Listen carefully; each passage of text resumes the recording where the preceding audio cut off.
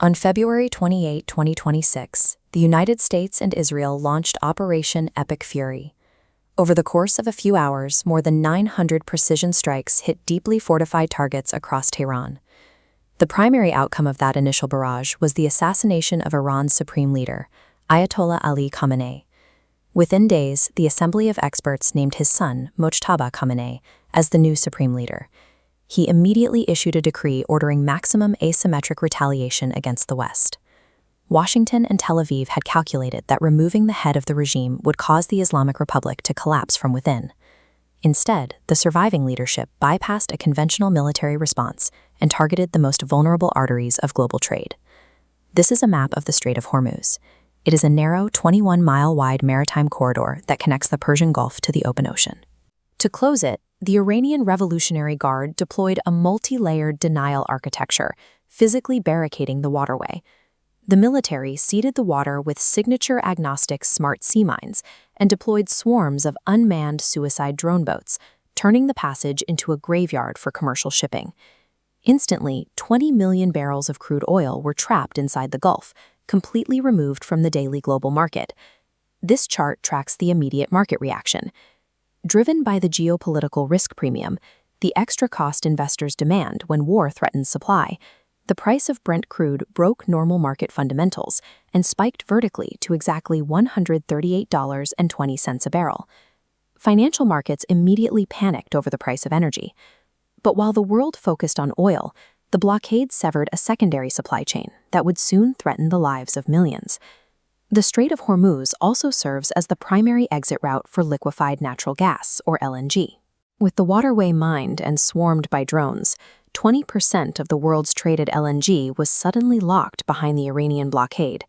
Unable to export its massive reserves, Qatar's Ras Laffan facility, one of the largest natural gas producers on Earth, was forced to declare force majeure and shut down its operations entirely. When those Qatari facilities went offline, a localized naval standoff in the Middle East became a hard stop for critical manufacturing across the globe. To understand why, we have to look at how modern agriculture functions at a chemical level. Natural gas is the primary, irreplaceable raw ingredient required to synthesize nitrogen-based fertilizers. Specifically, it is the feedstock for urea, the most widely used agricultural fertilizer on the planet. This map shows the mathematical consequence. As the export paths out of Qatar zeroed out, global urea production collapsed by 40% in a matter of weeks. Without that continuous input of nitrogen, crop yields fall at a predictable rate. By cutting off the gas, the naval blockade was directly starving the global food supply. The immediate result was a brutal fertilizer famine that struck farming economies across Asia and the global south. Because farmers could no longer source or afford urea, hundreds of millions faced sudden food insecurity as regional crop systems began to wither. Facing an accelerating global crisis, President Donald Trump delivered a 48-hour ultimatum to Tehran: open the Strait of Hormuz immediately, or face total war. The threat was highly specific. The United States military would systematically destroy Iran's remaining civilian power plants and target its vital coastal water desalination facilities if the blockade remained. The extreme efficiency of the modern global supply chain meant that a single severed link in the Middle East had pushed the world to the precipice of both infrastructural and agricultural collapse. Before the deadline expired, a diplomatic breakthrough emerged in early April, mediated entirely out of Islamabad, Pakistan. Pakistani diplomats managed to negotiate a highly fragile 10-point ceasefire proposal, securing a 2-week truce between Washington and Tehran.